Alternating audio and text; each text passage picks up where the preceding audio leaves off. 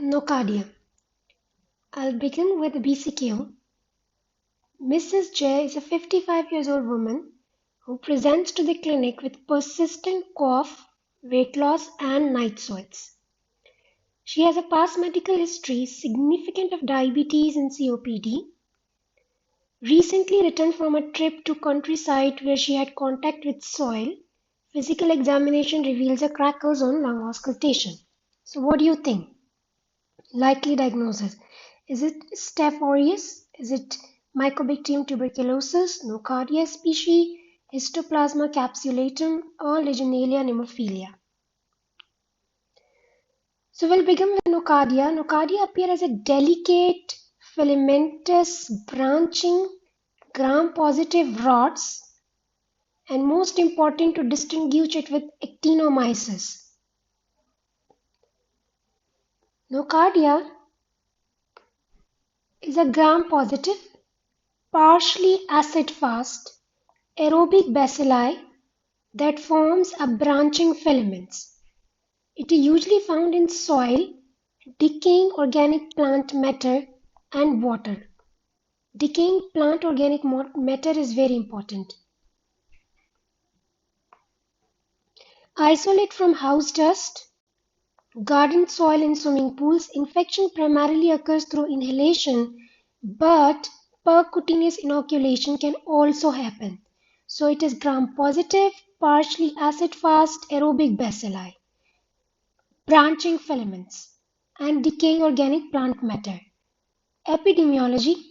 Worldwide, frequency of subclinical exposure is not known.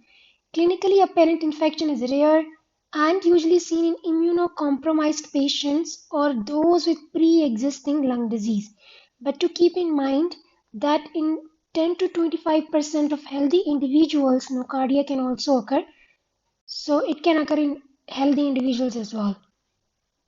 Nosocomial infection and disease outbreaks have been reported. Clinical features of nocardia are divided into pulmonary and extrapulmonary. In extrapulmonary, CNS involvement is the topmost. So lung is the most common site of involvement in pulmonary. Typical presentations as that of productive cough, fever, anorexia, weight loss, and malaise. Some patients might have dyspnea, pleuritic pain, hemoptysis, but they are very rare. They are less common. Empyema and intrathoracic spreads can also occur, but the typical presentation is just like that of a cough, fever, weight loss. Extrapulmonary dissemination from lung occur in 50%, so half of the patient might have extrapulmonary symptoms, and CNS is the most commonest site, presenting with abscesses and possible meningitis. Other sites of involvement might include skin, subcutaneous tissue, kidney, bone, joints, muscle, peritoneum, eyes, pericardium, and heart valves. Coming, how are we gonna investigate? So identification by smear and culture is the primary diagnostic method. Nocardia grow on routine media within 2 to 7 days, although more prolonged cultures may be required, and direct smear of appropriate specimens show gram-positive beaded branching filament, usually acid-fast on modified Ziehl-Neelsen stain. Beaded appearance. This is very important. That as you can see here, it looks like a beads, branching and beaded appearance. Sensitivity and testing identification conducted by a reference laboratory to determine the susceptibility of nocardia is variable. Biopsy, mixed cellular infiltrates, granulomata may rarely occur, but potential misdiagnosed with TB and histoplasmosis. Chest X-ray, not diagnostic, but can see infiltrates, multiple or single nodules, sometimes cavitation, or sometimes pleural effusions as well. Sputum testing, smear is usually unhelpful, so you have to go for sputum culture, which has a higher yield. Significance of nocardia growth in asymptomatic patient is unclear. It may be colonization or contamination. Blood culture is typically negative, but if it's positive, it's showing nocardia bacteremia. Now coming to the important point, brain MRI. Brain MRI should be done to exclude asymptomatic CNS involvement in patient with pulmonary nocardiosis. As we can see, 50% of the patient have disseminated infection and the commonest site is CNS, so we should be doing brain MRI in nocardia patient. Management. Treatment should be discussed with infectious disease specialist, but it is sulfonamide, cotrimoxazole, minocycline, imipenem, cefotaxime, ceftriaxone, and amikacin, especially in severe disease. Sulfur drugs, particularly cotrimoxazole, have traditionally been the mainstay of treatment. Important imipenem and amikacin combination therapy is recommended for pulmonary nocardiosis in severely ill patient. So, and emi. Imipenem and amikacin for severely ill patients. Duration of treatment is typically 6 months in non-immunocompromised patient, and it is 12 months if patient is immunocompromised or having a CNS involvement. If there is abscess formation anywhere in the body, it might need a drainage. Most important point is how to differentiate it from actinomycosis. It is a delicate filamentous gram-positive branching rods. Acid-fast stain is going to differentiate it from actinomycosis. Then it is growing under aerobic conditions, which is characteristic of nocardia as compared to actinomycosis. So how we are going to differentiate nocardia?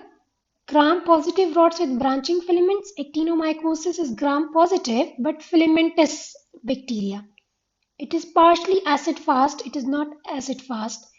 It grows in aerobic conditions. Actinomycosis anaerobe.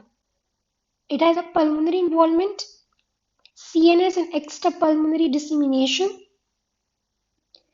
As we will discuss later, actinomycosis has pulmonary and soft tissue, especially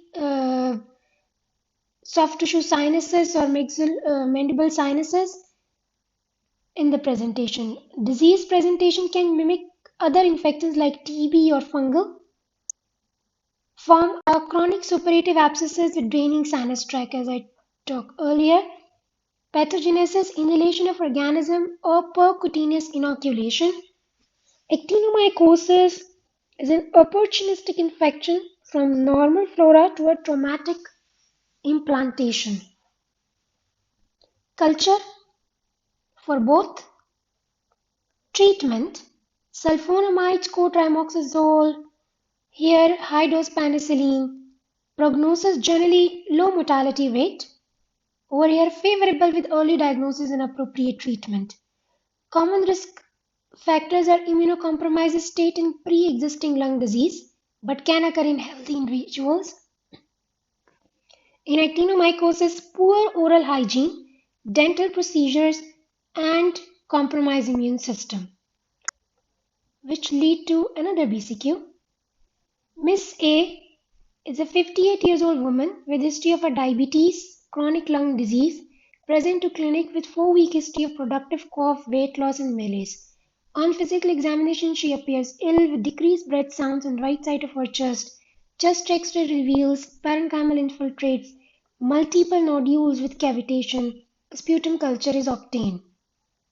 Which of the following is the most appropriate diagnostic test to confirm the diagnosis of nocardiosis?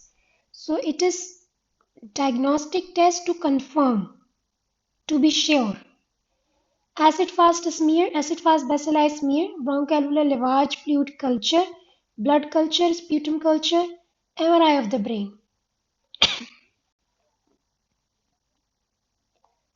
Second question, what is the most likely gram stain appearance of nocardia in a direct smear of suitable clinical specimen?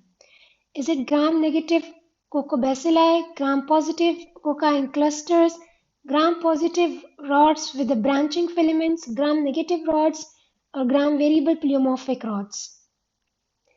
Question 3. Which of the following treatment regimes is recommended for pulmonary nocardiosis in severely ill patients? Sulfonamides and cotrimoxazole, minocycline, imipenem and amikacin combination therapy, ceftriaxone or cefotaxime? And take home message, brain MRI to exclude asymptomatic CNS involvement.